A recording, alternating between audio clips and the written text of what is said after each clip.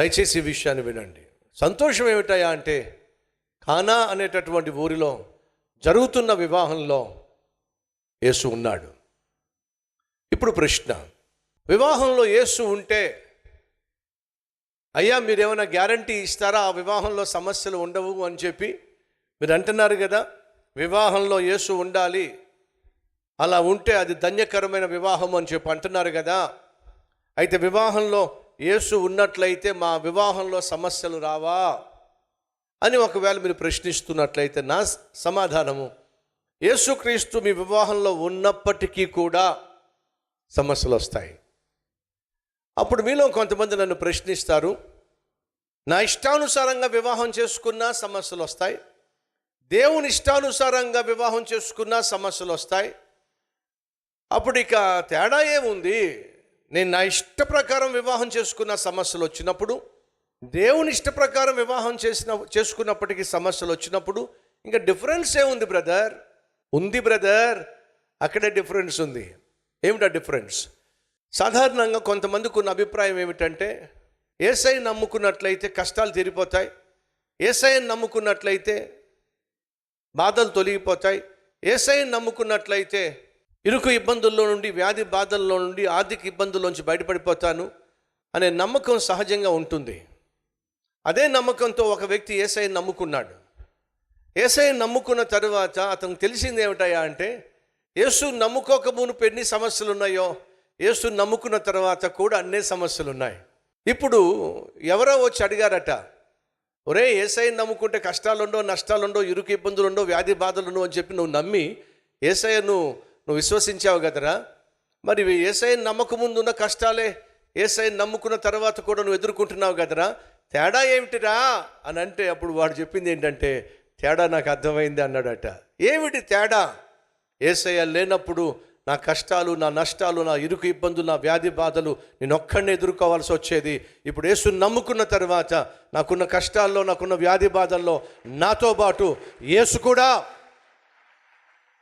ఆ సమస్యలను ఎదుర్కొంటున్నాడు.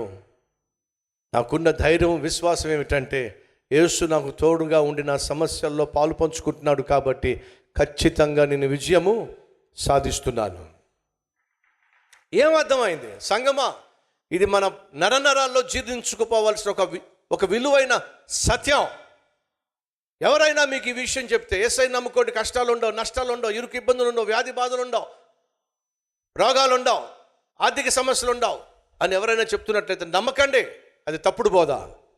యేసుని నమ్ముకున్నా సరే ఈ కష్టాలు ఉంటాయి, యేసుని నమ్ముకున్నా సరే ఇరుకు ఇబ్బందులు ఉంటాయి, యేసుని నమ్మినా సరే వ్యాధి బాధలు ఉంటాయి. మరి యేసుని నమ్ముకుంటే ఏమిటి లాభం? నెంబర్ 1, ఈ లోకయాత్ర ముగించిన తర్వాత పరలోకానికి వెళ్తావు. నెంబర్ 2, ఈ లోకంలో సమస్యలు ఏమున్నప్పటికీ కూడా ఆ సమస్యలను ఒక్కడవే ఎదుర్కోవాల్సిన అవసరం లేదు. నిన్ను ప్రాణంగా ప్రేమించిన నా దేవుడు నీతో పాటు ఉన్నాడు. అదే ధైర్యం, అదే నీకు ఇచ్చేటటువంటి విజయం. ఈ వాస్తవాన్ని మర్చిపోవద్దని ప్రభు పేరట మనం చేస్తున్నాం. ఇదే ఫార్ములా వివాహంలో కూడా వర్తిస్తుంది. నీ ఇష్టానుసారంగా వివాహం చేసుకో, కష్టాలు కొని తెచ్చుకుంటావు. దేవుని చిత్తానుసారంగా వివాహం చేసుకో, సాధారణంగా కష్టాలు వస్తాయి. మరి ఇష్టానుసారంగా వివాహం చేసుకుని కష్టాలు కొని తెచ్చుకున్నా, యేసయ్య చిత్త ప్రకారం వివాహం చేసుకున్న కష్టాలు వచ్చినా డిఫరెన్స్ ఏమిటి బ్రదర్? వినో, నీ ఇష్టానుసారంగా వివాహం చేసుకున్నట్లయితే ఆ వివాహంలో వచ్చిన కష్టాలు నువ్వు ఒక్కడవే ఎదుర్కోవాల్సి ఉంటుంది. దేవుని చిత్తానుసారంగా వివాహము నువ్వు చేసుకున్నట్లయితే నీకు కష్టాలు వచ్చినప్పుడు నా ప్రభు దిగొస్తాడు, నీ కష్టాలలో పాలు పంచుకోవడానికి, నీ కన్నీరును తుడవడానికి, అంతేకాకుండా ఆ ప్రతి కష్టానికి సమాధానము ఇవ్వడానికి ఆయన దిగొస్తాడు. ఇది వాస్తవం. అందుకే దేవుని చిత్తం చేయాలి. ఉదాహరణ, ఆదాముకు దేవుడు ఒక జీవిత భాగస్వామిని తీసుకొచ్చాడు. నరుడు ఒంటరిగా ఉండుట మంచిది కాదని దేవుడు ఏం చేశాడు? తనకంటూ ఒక సాటి అయిన సహాయిని ఉండాలి అని చెప్పి అవ్వను తీసుకొచ్చి భార్యగా తనకు అప్పగించాడు. ఈ పెళ్లి చేసింది ఎవరో చెప్పండి? దేవుడే చేశాడు. దేవుడు చేసిన వివాహం అది. దేవుడు చేసిన వివాహమే అయినా సమస్యలు రాలేదా? చెప్పండి, వచ్చినాయి. దేవుడు చేసిన వివాహం అయినప్పటికీ కూడా సమస్యలు వచ్చినాయి. వద్దు అన్న పండు వాళ్ళు తినేశారు, నగ్నంగా ఉన్నామని చెప్పి వాళ్ళు గ్రహించారు. ఆకులతో వారి శరీరాన్ని కప్పుకోవాలని ప్రయత్నం చేశారు. కానీ వారిని వివాహం ద్వారా దగ్గర చేసినటువంటి ఒకటి చేసినటువంటి దేవుడు వారు సిగ్గుతో వారి శరీరాన్ని ఆకులతో కప్పుకుంటున్నారని చెప్పి దేవుడు ఏం చేశాడు? ఆయనే వారికి చర్మపు వస్త్రములను కుట్టి మరీ వారికి అనుగ్రహించాడు. అర్థం ఏమిటి?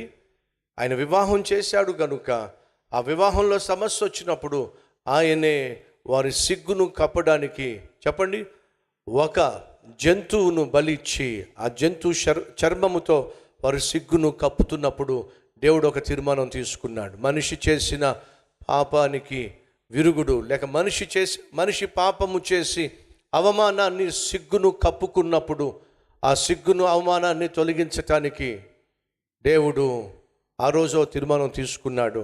ఏమిటి?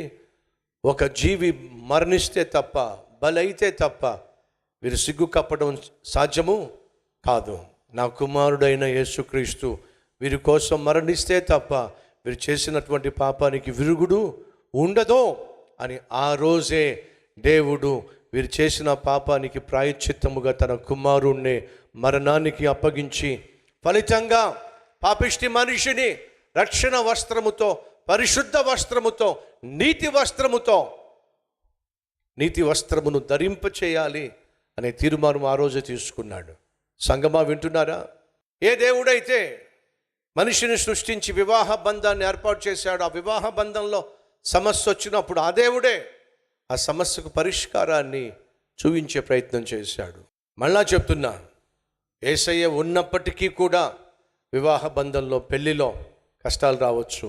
కానీ ఆ కష్టాలకు నా దేవుడే బాధ్యత వహిస్తాడు, పూచీకర్తగా ఉంటాడు.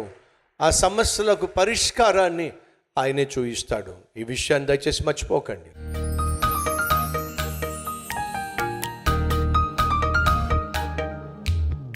మహాపరిశుద్ధుడు అయిన ప్రేమ కలిగిన తండ్రి, పెళ్లిలో సమస్య వస్తే ఎవరు దాన్ని తీర్చగలరు?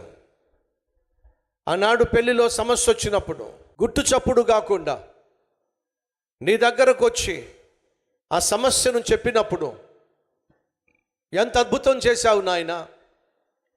ఎవ్వరికీ తెలియకుండా ఆ సమస్యను పరిష్కరించేశావు నాయనా. అయ్యా, ఈరోజు ఎవరి కుటుంబంలో ఏ సమస్య ఉందో, కుటుంబము అనేది బహు విలువైనదని, వివాహము బహు ఘనమైనదని, నువ్వు చేసిన అద్భుతాల్లో మొట్టమొదటి అద్భుతము వివాహంలోనేనని నాయన నీ వాక్యము సెలవిస్తుంది. కుప్పకూలిపోవడానికి సిద్ధంగా ఉన్న కుటుంబాన్ని కట్టండి నాయన. తెలుసో తెలియకో తప్పు చేశారయ్యా, మన్నించయ్యా. చిత్తానుసారంగా వాక్యానుసారంగా జీవిస్తూ నిన్ను సేవించే భాగ్యాన్ని దయచేయమని యేసయ్య పేరట వేడుకుంటున్నాం తండ్రి. ఆమేన్.